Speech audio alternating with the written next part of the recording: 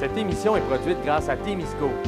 Située à Notre-Dame-du-Nord, cette entreprise se spécialise dans la fabrication et le développement de semi-remorques de tout genre. Au fil des années, Témisco a su se démarquer de la concurrence en devenant une référence nord-américaine de premier plan dans la conception spécialisée et innovatrice de semi-remorques. La force de Témisco a toujours été de savoir s'adapter à un marché en mouvement constant. Témisco a choisi de travailler directement avec ses clients et d'être à l'écoute de leurs besoins. Ces dernières réalisations, équipements pour le transport de tours et de pales d'éoliennes, des fardiers conçus pour une charge de 70 tonnes jusqu'à 100 tonnes, des remorques à courroie conçues pour le transport de minerais, pierres, sable, asphalte et autres. Témisco adresse ses remerciements les plus sincères à tous ses collaborateurs. Merci à tous nos employés, merci à tous nos clients, merci à tous nos fournisseurs. Merci à tous ceux et celles qui, de près ou de loin, ont participé au succès de Témisco. Témisco, à la mesure de vos besoins. Cette semaine à Infotémis, petits et grands sont invités au Festival des Jeux et colloquent sur le potentiel des produits forestiers non ligneux au Témiscamingue.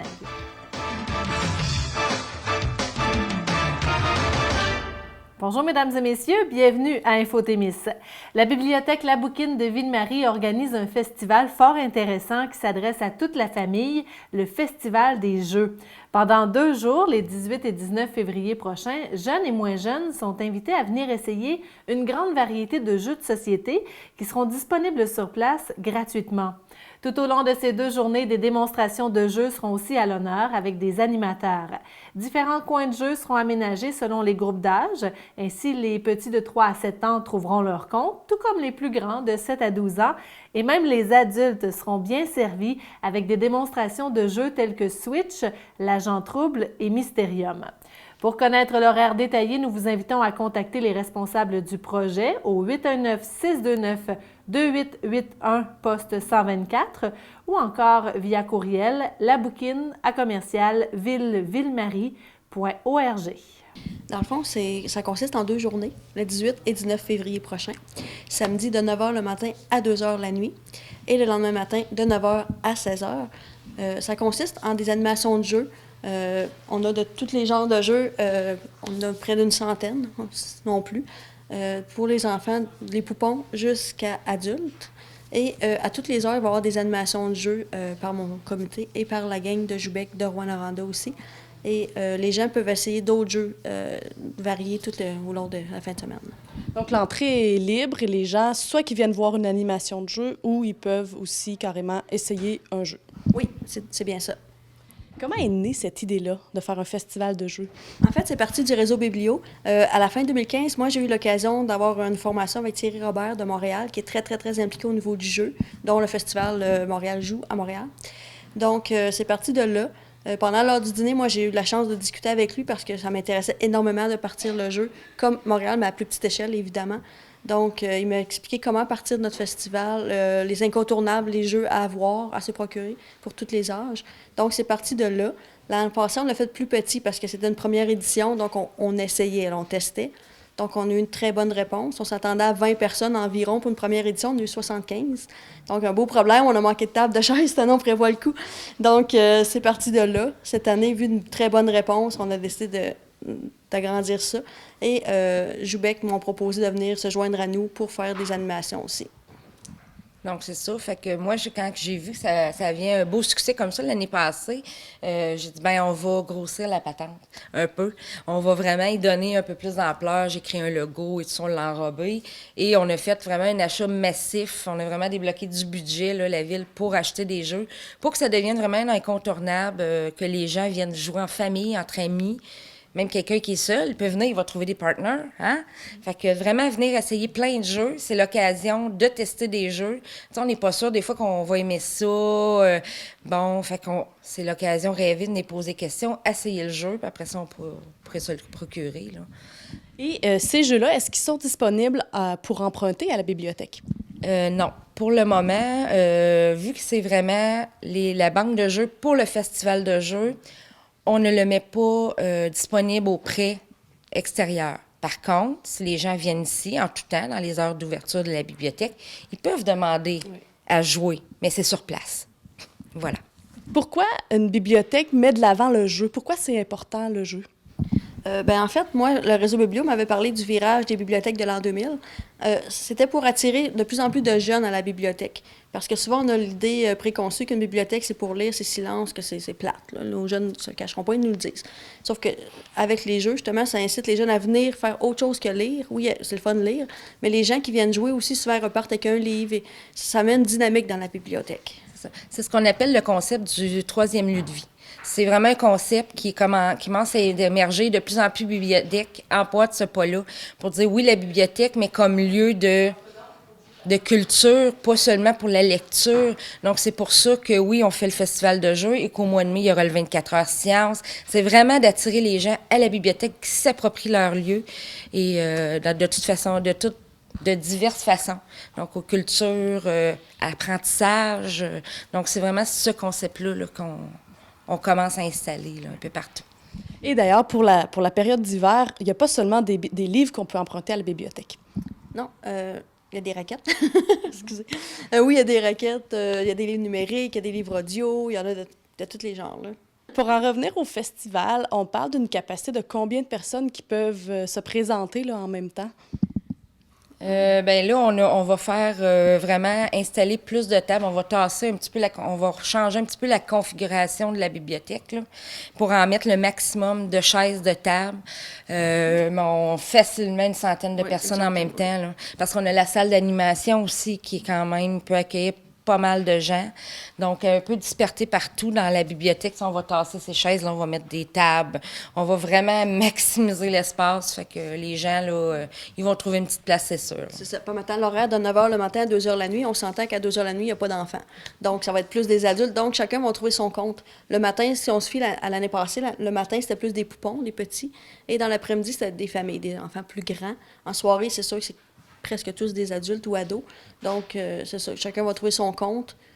Une bonne centaine de personnes. Oui, effectivement, c'est ça. Puis, c'est comme on disait, Annie disait, oui, le jeu libre, les familles se présentent, prennent un jeu, ils s'installent et tout ça. Mais il y a aussi vraiment tout un horaire, heure par heure, pour vraiment des jeux tagués, là, vraiment, on joue à ce jeu-là avec un animateur, ça s'adresse à tel âge, à tel âge. Je vais la mettre sur la page Facebook de la Bouquine et de la Ville pour que les gens puissent en prendre connaissance. D'ailleurs, je les invite là, à s'inscrire à la bibliothèque La Bouquine sur la page Facebook et celle de la Ville. Là, toutes nos activités là, sont vraiment diffusées là-dessus. Donc, on vise de plus en plus à ouvrir, là, c'est pas juste aux abonnés.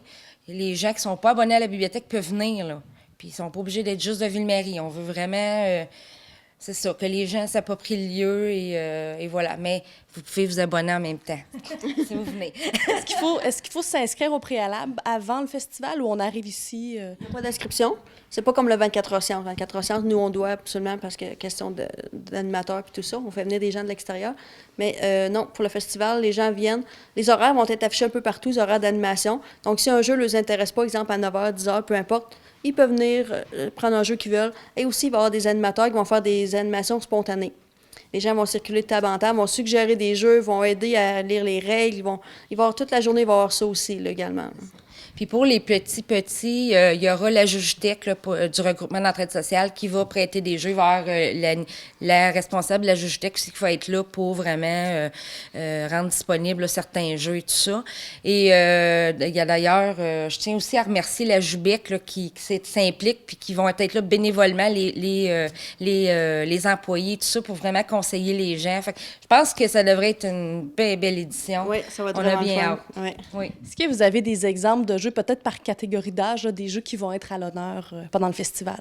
Oui, je vais laisser Annie parce que c'est elle qui a monté la programmation. Chez les petits, entre autres, il y a les petits et les enfants plus grands. Il y a, qu'on voit en arrière, Croque-Carotte, Lonely Quest, que c'est des incontournables. Chez les adultes, on a évidemment Catan, Carcassonne, Mysterium, Les Aventuriers du Rail, Fou Raide, Chromino. On a de tous les genres, là. Pour les ados aussi, j'ai un de mes bénévoles qui va animer le jeu Loup-Garou, qui est très populaire aussi, qui est très en demande auprès des jeunes. Donc, on a toutes sortes de jeux. On a des jeux qui c'est des jeux d'animation de foule, si on veut, et des jeux qui jouent à 1, à 2. On a de tous les genres, là. Donc, c'est vraiment le moment de venir essayer des jeux et de célébrer le jeu. Oui. Puis en même temps, je tiens à dire aussi qu'on va avoir Dominique Pelletier du Témiscamingue, qui est très, très, très connaisseur dans les jeux, qui va venir lui-même faire des animations. Il me propose de joindre à nous. Donc, lui, il va apporter des jeux, puis il y en a beaucoup à la maison. Fait qu'il va en emporter aussi. Il va faire des animations avec nous. Il va vraiment nous conseiller les gens. Fait que ça va être un plus aussi, là. Plus d'une trentaine de personnes se sont rassemblées le jeudi 2 février dernier à Lorrainville afin de discuter du potentiel des produits forestiers non ligneux, PFNL, sur le territoire témiscamien. Issu d'une action du plan de développement de la zone agricole, le PDZA, ce colloque visait à faire connaître les initiatives québécoises en lien avec les PFNL, tout en favorisant la création de maillage entre les différents acteurs du milieu. Des municipalités, des entreprises forestières, de même que des agrotransformateurs, ont assisté aux présentations de 3 conférenciers spécialisés. Des initiatives de la Mauricie et du Centre du Québec ont fait l'objet de présentations. Le propriétaire de l'entreprise Mico Silva, pionnier en matière de PFNL au Québec, a exposé son parcours et les produits qu'ils ont développés au fil des ans. En Abitibi-Témiscamingue, des projets de caractérisation et d'évaluation des PFNL sont déjà en cours, menés par M. Danny Bisson de l'entreprise Progigraphe, en collaboration avec les communautés autochtones de Témiscamingue First Nation à Notre-Dame-du-Nord, la Première Nation Abitiwi-Ni de Picogan, ainsi que la Nation Anishinaabe du Lac-Simon. La MRC de Témiscamingue est d'ailleurs partenaire pour la partie centre et sud de l'étude afin de caractériser le territoire régional. Les résultats de ce projet ainsi que la caractérisation de l'ADN des champignons forestiers ont fait aussi l'objet d'une présentation lors du colloque. Selon le préfet de la MRC de Témiscamingue, M. Arnaud Varolin, puisque la variété et la quantité de PFNL demeuraient des données méconnues, la MRC a choisi de mener une étude en ce sens. Maintenant, elle a en main de nouvelles données cartographiques qui permettent d'affirmer qu'il existe un réel potentiel de développement des PFNL au Témiscamingue. Toujours selon M. Varolin, ce colloque est un premier pas pour démontrer aux acteurs du milieu les opportunités en ce qui concerne le développement de ce créneau agroalimentaire. Suite au colloque, la MRC de Témiscamingue analysera les différentes opportunités quant à son rôle et au suivi à apporter à l'étude réalisée sur le potentiel des PFNL au Témiscamingue. On a réalisé une étude sur 27 plantes en Mauricie sur leur potentiel. Donc, il y avait des essences forestières, mais il y a aussi des plantes. Il y avait les champignons forestiers, ainsi de suite. Donc, de ça ne sort pas bien au niveau de l'image, mais ce qui aurait sorti, les espèces vedettes, donc on a les champignons forestiers qu'on avait évalués à 1 demi-million de retombées économiques par année. Les têtes de violon à 1 million, parce qu'on est sur le bord du fleuve, puis les affluents, il y a quand même pas mal de têtes de violon. Thé du Labrador, 92 000 $ par année. Bouleau à papier pour la sève et l'écorce, surtout la sève, entre 1 million à 10 millions par année. Puis le sapin baumier, au niveau résine et puis branche, 14 millions par année. Donc, ça nous a, en fait, ce qu'on est allé chercher comme information, c'est quoi les espèces sur lesquelles il faut travailler. Les autres, là, on va rester plus gênés un peu. Donc, ça, c'est nos plantes vedettes. On a fait 8000 parcelles chronométrées, c'est-à-dire que ces données-là économiques, c'est qu'on avait les gens ont fait 8000 parcelles où là, on a chronométré la récolte. 1 minute. Tac, c'est pesé, numéroté, tout ça. Fait qu'on est parti à quelque chose de... Quand on se retourne par la suite au niveau des décideurs, puis qu'on présente un projet, on a de quoi qui est solide. C'est pas juste on pense que, mais c'est du mesuré. Ce qui est le fun, là, c'est que le champignon forestier, il amène l'élément nature. Je m'en vais en auberge forestière, je m'en vais dans une pourvoirie, je m'en vais en randonnée cueillette, je m'en vais en nature. Je m'en vais me connecter avec ce qui est dans mon environnement. Et ça, c'est très, très, très intéressant. Donc, on a cet élément-là. Puis ensuite de ça, on a le côté plus urbain, plus jet-set. Peut être transformé de façon gastronomique dans des verrines, dans des entrées, donc, tout ce qui est congrès, événements, entre amis aussi. Ça peut être quelque chose de très, très, très, très le fun à cuisiner, à impressionner la galerie et ainsi de suite, tout ça. Puis comment ça commence, une entreprise en PFNL? Mais ça commence avec sûrement un petit peu de passion. Hein? Mais au départ, quand je me suis intéressé au PFNL, j'avais aucune idée qu'un jour, je partirais une entreprise en PFNL. Parce qu'à la base, je suis un ouvrier sylvicole, je suis un forestier. Mais je suis curieux. Et aussi, j'ai peut-être une vision qui est plus holistique de la foresterie. Ça fait que quand je côtoyais la Comptonie qui dégageait son parfum, je me disais, à ce moment-là, j'étais très jeune, je me disais, il faut faire quelque chose avec ça, ça sent trop bon. Je me voyais dans une salle de bain parfumée à Comptonie. Et puis, de fil en aiguille, j'ai compris que vraiment la foresterie a une certaine limite et qu'il faut absolument développer plus cet aspect-là. Donc, les PFNL, là, c'est pas un miracle. Vous n'aurez pas une entreprise qui va générer des millions de dollars. Okay? C'est des micro-entreprises, la plupart du temps, qui font de la micro-transformation. Et ça, je pense que ça a autant de valeur, un paquet de petites entreprises, qu'une grosse entreprise. Parce que quand il en disparaît 2, 3 petites, ça a moins d'impact que quand il en disparaît une grosse. Okay? Puis par ailleurs, la grosse entreprise c'est compliqué au Québec. On l'a mentionné tantôt, on a parlé de transport, on parle de distance. Si on parle de Témiscamingue, bien, c'est encore plus vrai. Donc, ça, c'est un gros frein, les distances. Est-ce qu'on peut penser à cheminer? Pas nécessairement. Donc, il faut penser transformer. Le problème au niveau des coûts d'un projet PFNL global, du début à la fin, je peux me tromper, mais je pense que le terrain, c'est la plus grande, les coûts les plus élevés. Et de loin, on parle probablement de 60-70 des coûts sont reliés aux vérifications terrain. Puis là, comme Patrick disait, sur le terrain, quand on envoie des gens sur le terrain, première chose qu'ils font, ils valident. Est-ce que l'espèce est présente ou pas? Si elle est présente en bonne quantité ou pas, donc on a une gradation, on a des formulaires déjà créés. Puis en plus, bien, il peut y avoir des tests de cueillette qui peuvent faire qu'on peut, à partir juste d'une information de base comme ça, arriver à la fin d'un projet, être capable de donner une valeur économique à la quantité de l'espèce sur le territoire. C'est sûr que le but pour autant Témiscamingue First Nation que Picogan, Lac-Simon, à part éventuellement la création d'une entreprise, c'est de retourner les gens sur le territoire. Il y a des gens qui connaissent déjà le territoire, il y en a qui ont besoin peut-être d'incitatifs pour retourner. C'est vraiment... puis c'est sûr, il y a un lien assez évident entre le territoire et les Algonquins. Mais c'est ça, il y a des connaissances médicinales dans les communautés, mais au niveau des PFNL, des fois, il y a des espèces qui sont peut-être moins connues, d'autres pas connues du tout. Au niveau des champignons, il n'y a à peu près aucune connaissance, à part le chaga, peut-être. Mais les champignons ils savaient qu'ils existaient, mais il n'y avait pas d'utilisation, probablement, dans les 3 communautés. Si on a le support des aînés, le support des jeunes, les jeunes, en passant, ça fait 16 ans cette année que je travaille avec les Algonquins. Le projet PFNL, c'est le premier projet que des jeunes dans la début vingtaine s'intéressent. Puis ils s'intéressent vraiment beaucoup. Pour une raison ou une autre, ils adorent aller en forêt, faire des inventaires. Ils sont méticuleux, ils sont bien organisés, ils aiment ça, ils sont très motivés. Puis ça va prendre du leadership, ça prend dans les communautés qui va prendre le lead, qui va porter le projet après. Une fois que les études sont faites, les inventaires sont faits, on décide que c'est économiquement valable, qui, dans les communautés, va pousser le projet plus loin. Parce qu'à date, c'est les départements de ressources naturelles des 3 communautés qui s'occupent du projet avec moi. Mais après ça, ça ne peut pas nécessairement continuer de même. Ça va prendre des gens pour se lancer en affaires.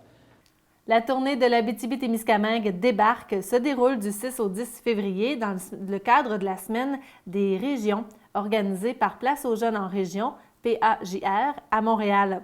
La délégation, formée des agents de migration des Carrefours Jeunesse-Emploi de l'Abitibi-Témiscamingue et de la coordonnatrice de valorisation Abitibi-Témiscamingue, VAT, profite de ce momentum pour promouvoir les emplois des entreprises d'ici auprès des futurs diplômés et jeunes professionnels voulant en savoir plus sur la vie en région.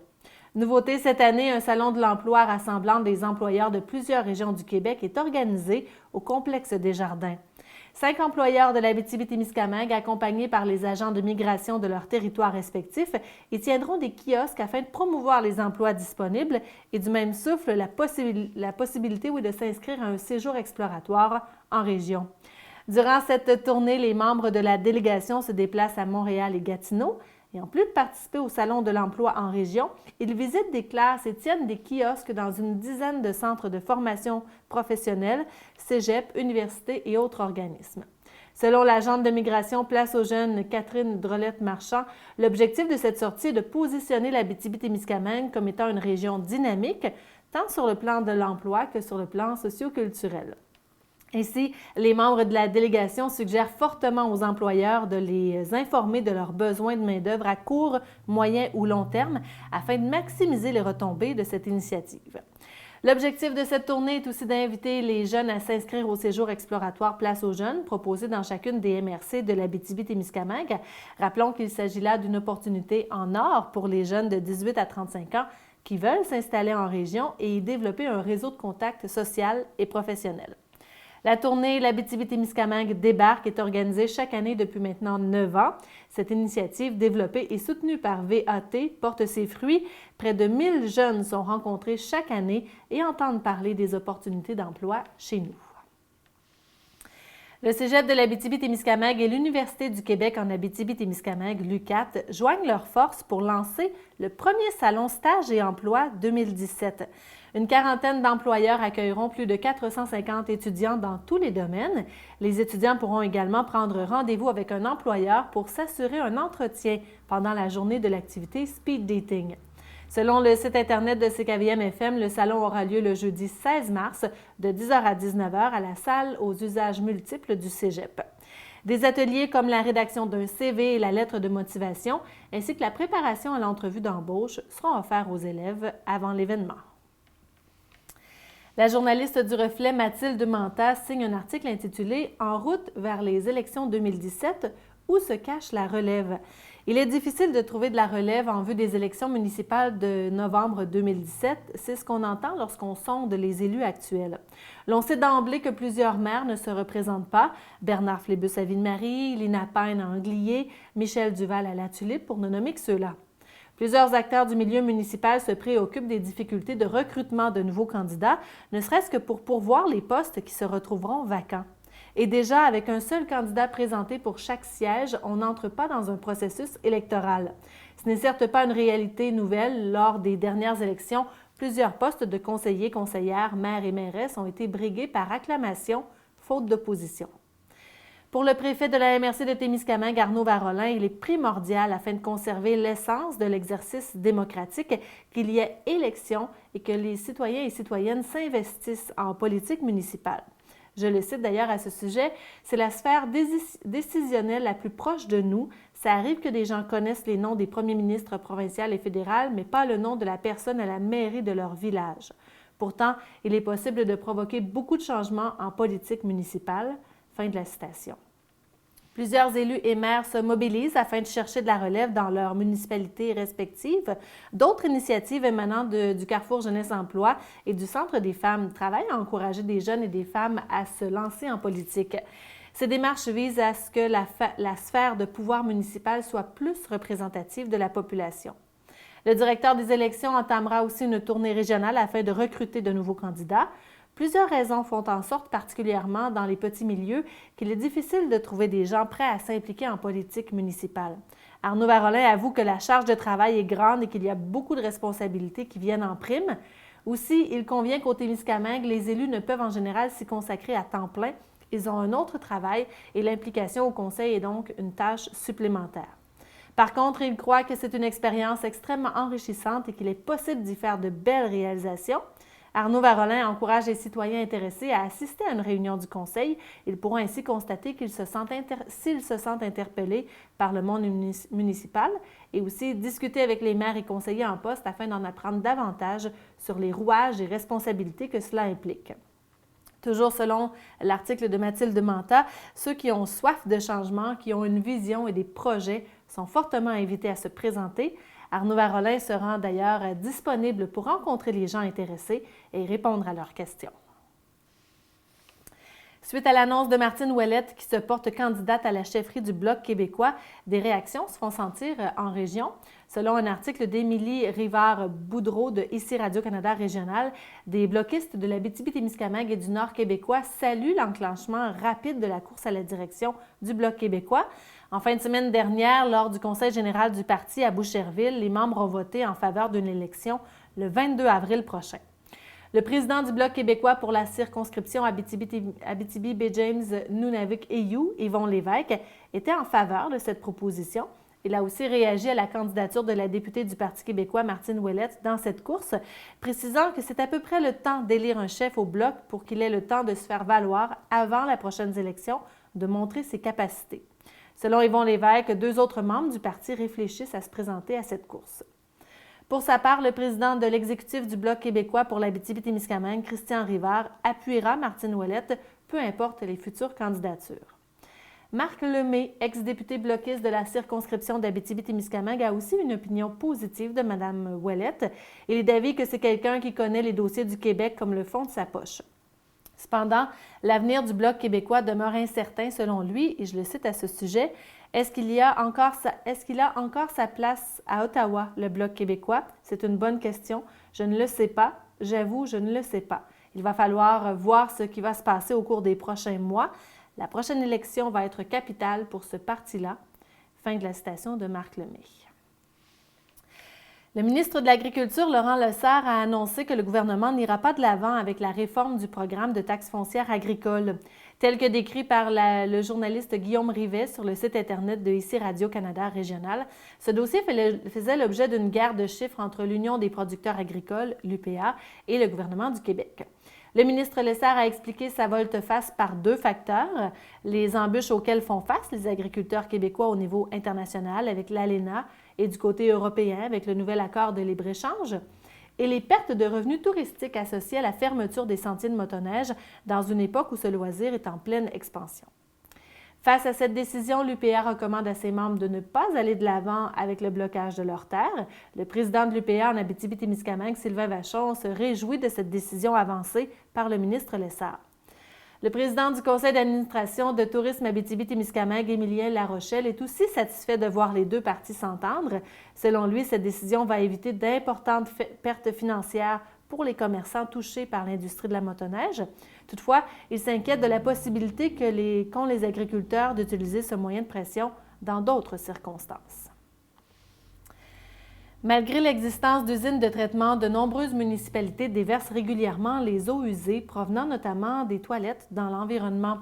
Le ministère de l'Environnement évalue qu'il y a en moyenne 302 débordements des surverses qu'on appelle par année à Val-d'Or, 774 à Rouyn-Noranda, 7 à Lebel-sur-Quévillon, 2 à Malartic et 1 à Sainte-Terre, et la situation serait similaire au Témiscamingue. Selon les informations du journaliste Thomas Deshaies de La Frontière, quelques 20 municipalités de l'Abitibi-Témiscamingue ne possèdent pas de système de traitement et déversent en continu leurs eaux usées dans l'environnement. Il s'agit généralement de plus petites municipalités qui ont eu par le passé de la difficulté à financer les infrastructures nécessaires. Par exemple, Authier, Anglier, Bellecour, Belle-Terre, Champ-Neuf, Chazelle, Fugerville, Galichamp, Guérin, La Reine, La Tulipe-et-Gaboury, Nidlec, Nord-Métal, Poulary, Roche-Beaucourt, Roquemaure, Sainte-Germaine-Boulay, Sainte-Hélène-de-Mansbourg, Saint-Marc-de-Figuerie et Val-d'Or, les secteurs du Buisson et Vanselleville. Le relationniste du ministère de l'Environnement, Clément Falardeau, a souligné que l'ensemble des municipalités a transmis au ministère un plan d'action comportant les mesures à prendre pour se conformer aux normes du règlement sur les ouvrages municipaux d'assainissement des eaux, et toutes les municipalités devraient être conformes au plus tard le 31 décembre 2020. Il existe également des milliers de résidences en milieu isolé qui ne peuvent être raccordées à un réseau municipal et le gouvernement exige que les citoyens dans cette situation se dotent d'un système de traitement individuel. Le règlement sur l'évacuation et le traitement des eaux usées des résidences isolées a d'ailleurs été modifié afin d'offrir des solutions alternatives lorsque la résidence se trouve par exemple sur un sol argileux. L'utilisation de certains modèles de toilettes à compost est d'ailleurs maintenant légale. Selon des groupes environnementalistes, les toilettes à compost, largement utilisées dans plusieurs pays d'Europe, pourraient être une solution durable pour la protection de l'eau potable. L'Association des retraités de l'éducation et des autres services publics du Québec, l'AREQ du secteur Témiscamingue, invite la population à délaisser le sac de plastique pour le sac réutilisable. Selon les informations sur le site Internet de CKVM-FM, plus de 25 personnes ont récemment participé à une activité sous le thème « Tous les jours sans mon sac de plastique ». L'objectif était de sensibiliser les participants sur l'impact du plastique sur la santé humaine et sur les meilleurs choix à faire pour aider l'environnement. Les Québécois consomment 1 milliard de sacs de plastique à usage unique chaque année. Selon les données, il y a actuellement 150 millions de tonnes de déchets de plastique dans les océans et d'ici 2050, il y aura plus de plastique que de poissons dans ces écosystèmes marins. Rappelons qu'en avril, l'AREQ s'est officiellement prononcé en faveur de l'abolition des sacs de plastique à usage unique distribués dans les commerces de la province. L'association invite également les maires des villes à bannir l'utilisation de ces sacs sur leur territoire, en suivant l'exemple de certaines municipalités, dont entre autres Brossard, Deux-Montagnes et Huntington. La MRC de Témiscamingue dresse un bilan positif pour la gestion des matières résiduelles aux entreprises sur le territoire et on retrouve un résumé du bilan sur le site Internet de CKVM-FM. L'éco-conseiller Christian Bourgault avait pour mandat de rencontrer les commerces afin de les conseiller et de les outiller pour améliorer la gestion de leurs matières résiduelles. C'est plus de 80 établissements qui ont été visités entre mai et décembre 2016. Lors de ces visites, 90 % des bacs étaient bien identifiés et 80 % des établissements disposaient des bacs nécessaires pour la gestion des matières résiduelles. L'éco-conseiller a également vérifié leurs contenants desservant le territoire non organisé, les TNO, et les secteurs de villégiature. Il a vu au nettoyage du site autour du conteneur du REL de Témiscamingue, desservant le TNO, et 400 kg de déchets ont été ramassés à cet endroit. Une équipe de recherche en région a reçu une subvention de 225 000 $ de la part du Consortium de recherche et innovation en bioprocédés industriels du Québec, ce qu'on appelle le CRIBIC, afin de réaliser une étude sur les composites bois polymères. Tel que décrit par le journaliste Marc-André Gemme sur le site Internet de La Frontière, l'équipe de recherche est composée d'Ahmed Kouba, professeur titulaire de la chaire de recherche du Canada sur la valorisation, la caractérisation et la transformation du bois à l'UQAT, de François Godard, professeur titulaire à l'École de génie, et de Sébastien Mignot, qui lui est professeur sous octroi depuis janvier. Le but de l'étude sera d'accroître la proportion de matières biosourcées dans les composites bois polymères. Ces composites sont un alliage entre le bois et le plastique qui permet d'aller chercher les meilleures propriétés des deux matériaux.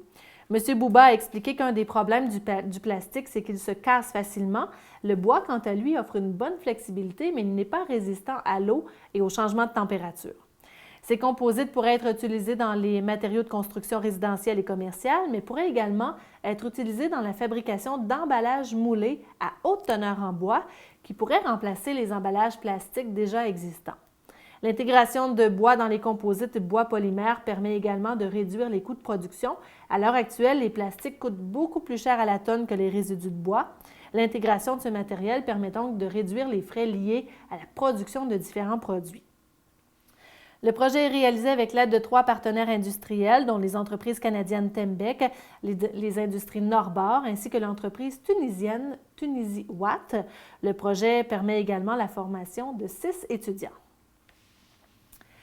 Le temps nécessaire à l'obtention d'un diplôme au Cégep de l'Abitibi-Témiscamingue est en augmentation, selon un article paru sur le site de ICI Radio-Canada Régional.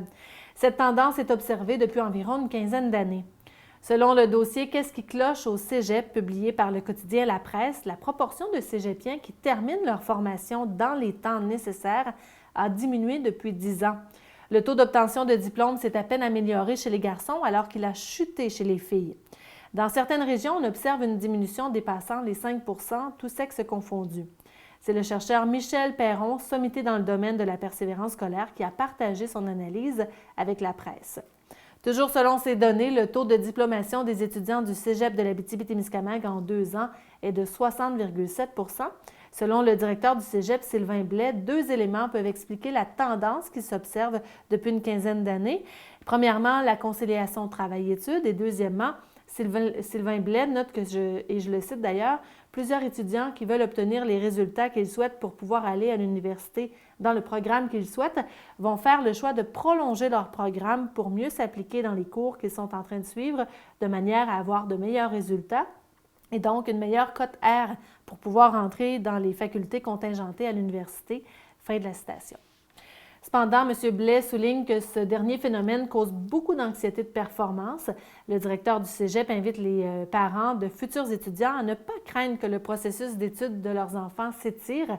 L'offre de formation a grandement augmenté et l'étudiant a d'ailleurs de plus en plus de choix. C'est le 2 février dernier que se tenait une conférence de presse à Témiscamingue pour présenter l'édition 2017 du Challenge des Jardins, organisé par la Maison de la Famille pour tous les bouts de choux. Et le journaliste Guillaume Gonzalez en a résumé les grandes lignes dans un article du journal Le Reflet. Premier changement, la date est désormais fixée au 14 mai, soit le jour de la fête des mères. En effet, l'horaire a été avancé afin de ne pas entrer en conflit avec d'autres événements. De plus, le Challenge des Jardins veut se positionner en tant que course préparatoire à celle d'Ottawa qui a lieu 2 semaines plus tard. Car grande nouvelle, le parcours du demi-marathon des petits bouts de choux est désormais homologué selon les standards d'Athlétisme Canada et la Fédération internationale d'athlétisme. De nombreuses activités seront aussi au programme durant la fin de semaine, telles qu'une exposition, un souper spaghetti ou encore un spectacle au centre à Témiscamingue. En tout, c'est environ 300 participants qui sont attendus pour cette édition au travers des courses de 1, 5, 10 km, demi-marathon et courses à relais du demi-marathon. Enfin, il est à noter qu'il y aura de belles surprises, notamment pour souligner la fête des mères. Si vous voulez avoir plus de détails, vous êtes invité à visiter la page Facebook du demi-marathon Les Petits Pieds des Bouts de Choux. Jusqu'au 5 mars prochain, c'est la 3e édition du défi Château de neige au Témiscamingue. Depuis 2011, le défi Château de neige existe en région et déjà plus de 1600 familles ont participé partout en Abitibi-Témiscamingue. Génération invite les familles, les organismes communautaires, les services de garde en petite enfance, les écoles et les municipalités à sortir dehors et à construire un château de neige. Selon Manon Gauthier, agente de développement en sport et loisirs à Génération, le défi Château de neige est un exemple parfait pour démontrer que pour bouger et être actif, ça peut être très, très simple. On s'habille et on sort dehors. C'est une activité qui est accessible à tous, réalisable en tout temps et qui ne coûte rien. Les participants sont invités à faire parvenir une photo de leur fort à chateau@mrctémiscamingue.qc.ca. Les photos seront présentées sur la page Facebook de Génération. Suite au grand succès de l'an dernier, l'école de hockey estivale Sacha Guimont revient pour une 2e édition. Une centaine de jeunes, garçons et filles, pourront s'entraîner avec le joueur témiscamien pendant une semaine, du 26 au 30 juin. Et nouveauté cette année, camp pour les catégories novices et mag, le 24 et le 25 juin. Selon les informations de Mélina Jubilaro de CKVM-FM, l'équipe fondatrice de cette école souhaite encourager le sport et les saines habitudes de vie. Les jeunes qui feront partie du programme pourront aussi profiter de conseils d'une nutritionniste et d'une kinésiologue certifiée qui seront aussi sur place. Si vous voulez plus d'informations pour inscrire aussi vos enfants, visitez le site www.écoledehockeysachaguimont.net. Un rapport de l'Institut national de la santé publique du Québec conclut que l'Abitibi-Témiscamingue présente le plus haut taux de mortalité par suicide de la province. Selon les informations de la journaliste Mathilde Manta du journal Le Reflet, l'année dernière, 23 Témiscabitibiens se sont enlevés la vie. La sortie du rapport rendu public le 30 janvier a coïncidé avec la semaine de la prévention du suicide qui se terminait le 6 février dernier. Geneviève Arpin du Centre de prévention du suicide du Témiscamingue soutient que beaucoup de travail est fait pour sensibiliser et intervenir en matière de détresse psychologique. D'ailleurs, cette année, la campagne qui s'intitulait « Le suicide n'est pas une option » visait à mieux outiller les professionnels en santé physique et psychologique ainsi que d'autres intervenants sociaux de la région. Geneviève Arpin a précisé qu'une plateforme web a été lancée afin de permettre un partage d'outils et de fournir des documents d'information aux intervenants régionaux.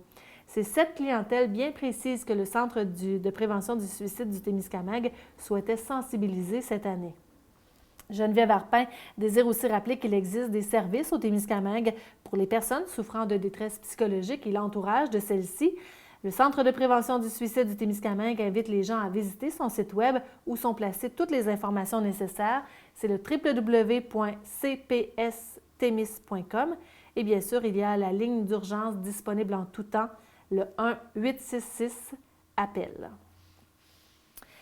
La plus récente édition du journal local Le Parchemin de Sainte-Eugène-de-Guigue donne des nouvelles de la coopérative de solidarité de la vieille école.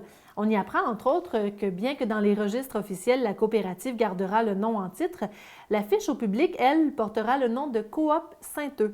Les termes resto-dépanneur et bed and breakfast s'ajouteront aussi. Lors de l'Assemblée générale, le comité de la coopérative de la solidarité de la vieille école avait espoir d'ouvrir le dépanneur à la mi-février.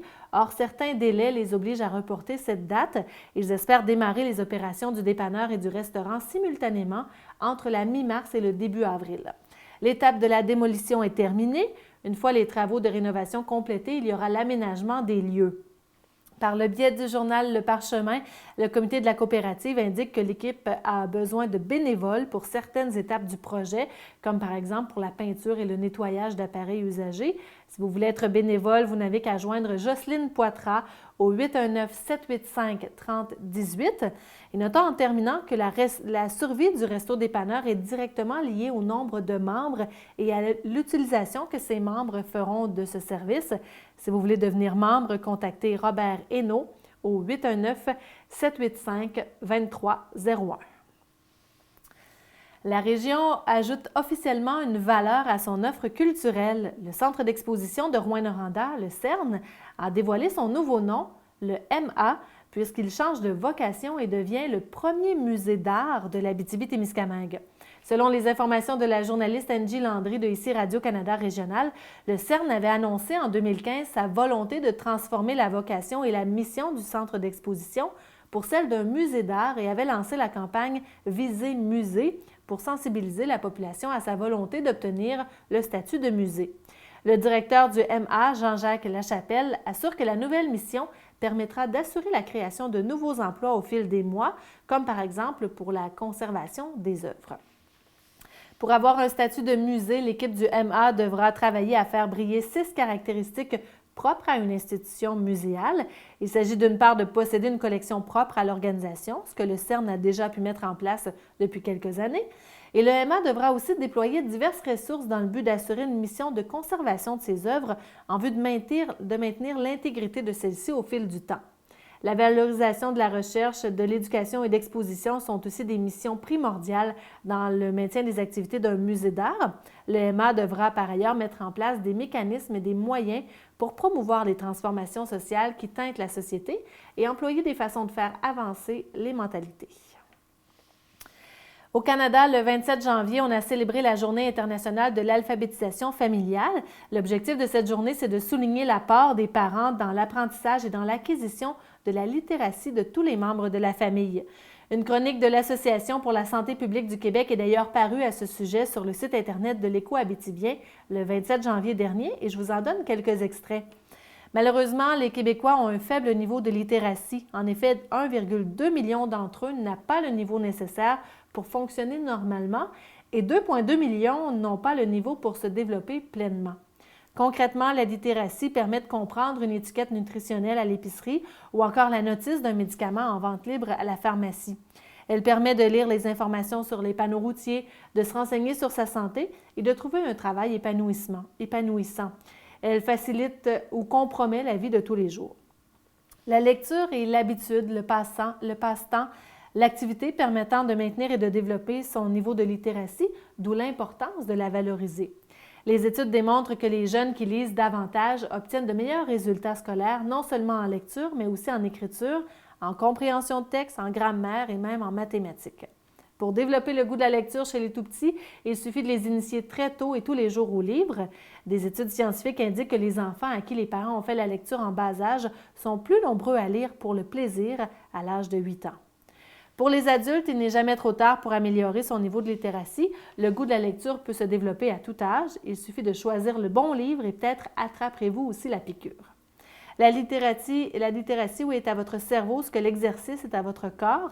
La Journée internationale de l'alphabétisation familiale est un prétexte pour vous rappeler d'intégrer dans votre vie de famille des activités amusantes qui profiteront à tous les membres de la famille. Chasse au trésor à l'épicerie, restaurant à la maison. Vous pouvez trouver plein d'idées sur Internet et aussi n'hésitez pas à visiter la bibliothèque de votre municipalité. Les romancières Jocelyne Saucier et Louise Desjardins représentent l'Abitibi-Témiscamingue à la 26e édition de la Foire internationale du livre de la Havane à Cuba. C'est jusqu'au 19 février prochain. Selon les détails du site Internet de ici Radio-Canada Régional, elles ont reçu l'appui du Conseil des arts et des lettres du Québec pour assister à ce grand rendez-vous de l'édition qui, depuis 1992, attire des milliers de visiteurs. Jocelyne Saucier présentera son roman « Il pleuvait des oiseaux », paru aux éditions XYZ, et Louise Desjardins fera pour sa part voyager son roman « Rapide danseur », paru aux éditions du Boréal. Le Canada est l'invité d'honneur de la 26e édition de la Foire internationale du livre de la Havane. L'École secondaire Marcel Raymond de Lorrainville souhaite offrir des cours de golf à ses 340 élèves. Les cours sont offerts par le biais du programme Golf en milieu scolaire de Golf Canada. Le programme comprend le matériel pédagogique et l'équipement de golf adapté aux enfants.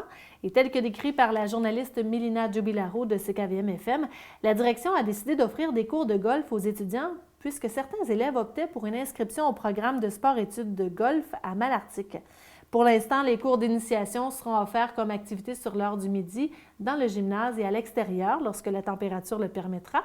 Les inscriptions se feront d'ici le mois de mars et dépendamment du nombre d'inscriptions, le projet pourrait faire partie d'un choix de cours en septembre prochain. C'est l'enseignant Pierre Gauthier qui chapeautera le projet. Voici les nouvelles expositions présentées à la Galerie du Rift jusqu'au 2 avril prochain. Dans la salle principale, voyez l'installation Rituel de l'artiste Christine Comeau de Montréal.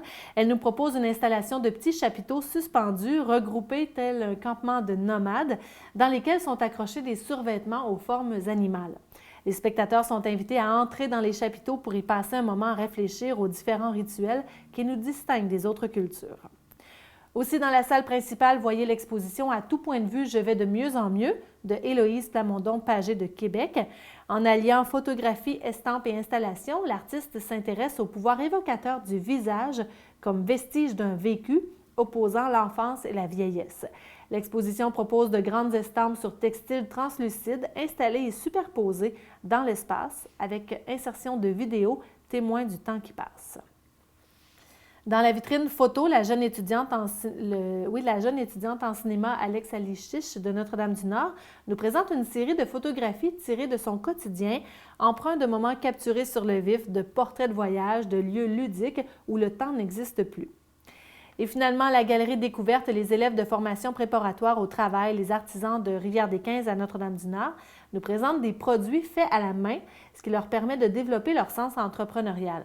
Ils travaillent avec du bois de grève ou du bois de grange récupéré pour nous présenter des objets uniques en partenariat avec Récréo des 15. Nous vous invitons à visiter le site lerift.ca pour avoir tous les détails de la programmation. Le pianiste de renommée internationale Alain Lefebvre et le chef de l'Orchestre symphonique régional de l'Abitibi-Témiscamingue, Jacques Marchand, ont été à Buffalo, aux États-Unis, en fin de semaine dernière pour y présenter le concerto numéro 3 du légendaire compositeur québécois André Mathieu. Selon les informations publiées sur le site Internet de ici Radio-Canada Régional, cette première mondiale a été accueillie avec une ovation à l'occasion de 2 concerts donnés devant des salles bondées. C'est l'Orchestre philharmonique de Buffalo plutôt, qui a joué en première mondiale le mythique concerto numéro 3 d'André Mathieu, aussi connu sous le nom de Concerto de Québec, tel que Jacques Marchand l'a revu et corrigé. C'est à l'invitation d'Alain Lefebvre, qui travaille à la reconnaissance internationale de l'œuvre d'André Mathieu, que Jacques Marchand a décrypté et orchestré le concerto qui date de 1943. Jacques Marchand a dit se sentir très heureux, très relax maintenant, car il était un peu nerveux d'entendre pour la première fois quelque chose qu'il a écrit et orchestré. M. Marchand a été très ému car les gens présents ont beaucoup apprécié. Il a dit que c'était très touchant car des gens ont pleuré. Notons en terminant que les spectacles ont été enregistrés pour un disque à paraître l'automne prochain. Voyageons dans l'espace maintenant. Un physicien astronome originaire de Rouyn-Noranda pourrait être le prochain astronaute de l'Agence spatiale canadienne. Charles-Philippe Lajoie est l'une des 70 personnes dont la candidature a été retenue.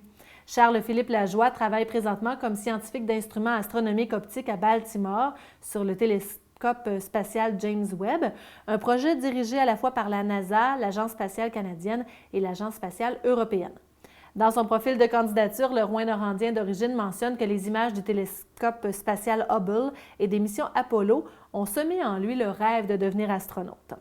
En entrevue à Radio-Canada à l'émission Région 08, le gestionnaire de projet pour cette campagne de recrutement, Carl Saad, indique que 2 candidats parmi les 3700 candidatures reçues pourront concrétiser ce rêve. Il note cependant toute la complexité de la tâche et je le cite, « C'est une carrière qui demande une vaste connaissance de divers aspects scientifiques, mais qui demande aussi une expérience élargie opérationnelle. Il faut avoir fait des choses qui demandent de prendre des décisions importantes, qui ont des impacts très rapides sur comment les choses évoluent. Ça demande énormément de courage et de détermination pour viser ce genre de position. » Fin de la citation, et c'est donc une histoire à suivre. Afin d'aider à financer ses activités, l'Association forestière de l'Abitibi-Témiscamingue, la FAT, vend des arbres à faible coût à la population. 7 espèces sont disponibles cette année, le cèdre blanc, l'épinette blanche, l'épinette de Norvège, le mélège laricin, le myrique baumier, le peuplier hybride et le sapin baumier. La distribution se fera dans tous les grands centres de la région en mai prochain, lors du mois de l'arbre. La FAT est un organisme à but non lucratif dont l'objectif est d'éduquer et d'informer le public sur tout ce qui a trait au milieu forestier. Si vous voulez avoir plus de détails, visitez le site afat.qc.ca. Cette année, la Semaine des enseignantes et des enseignants se déroule du 5 au 11 février sous le thème « Grâce à vous, je grandis, je réussis ». Diverses activités sont proposées aux enfants de nos écoles pour les encourager à remercier le personnel. L'apport des parents est aussi très apprécié dans ces activités. Informez-vous auprès des secrétaires de l'école de votre enfant pour avoir plus de détails. Aussi, la population est invitée à souligner cette semaine sur les réseaux sociaux par l'utilisation du hashtag « Grâce à vous ». La Semaine des enseignantes et des enseignants a été créée en 1994 par le ministère de l'Éducation pour valoriser la profession enseignante et les personnes qui l'exercent. Et en terminant, TV Témis tient à prendre un instant pour féliciter M. Claude Gagnon pour ses 25 ans à la présidence du comité de discipline de la Corporation des maîtres électriciens du Québec. Un article en son honneur a d'ailleurs paru dans l'édition de décembre 2016 du journal officiel de la CMEQ. M. Gagnon a été élu à la présidence de sa section, Abitibi-Témiscamingue Baie James, puis élu administrateur du comité exécutif du CMEQ.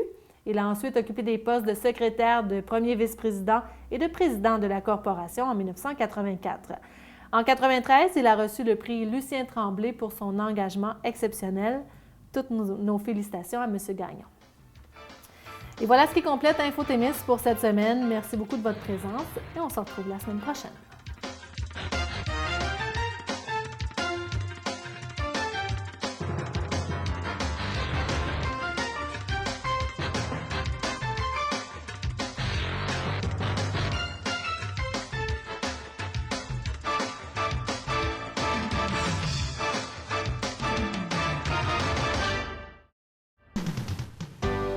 Cette émission est produite grâce à Témisco.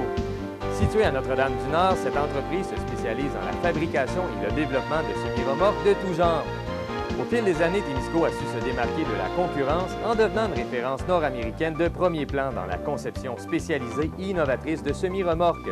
La force de Témisco a toujours été de savoir s'adapter à un marché en mouvement constant. Témisco a choisi de travailler directement avec ses clients et d'être à l'écoute de leurs besoins. Ces dernières réalisations, équipements pour le transport de tours et de pales d'éoliennes, des fardiers conçus pour une charge de 70 tonnes jusqu'à 100 tonnes, des remorques à courroie conçues pour le transport de minerais, pierres, sable, asphalte et autres. Témisco adresse ses remerciements les plus sincères à tous ses collaborateurs. Merci à tous nos employés, merci à tous nos clients, merci à tous nos fournisseurs. Merci à tous ceux et celles qui, de près ou de loin, ont participé au succès de Témisco. Témisco, à la mesure de vos besoins.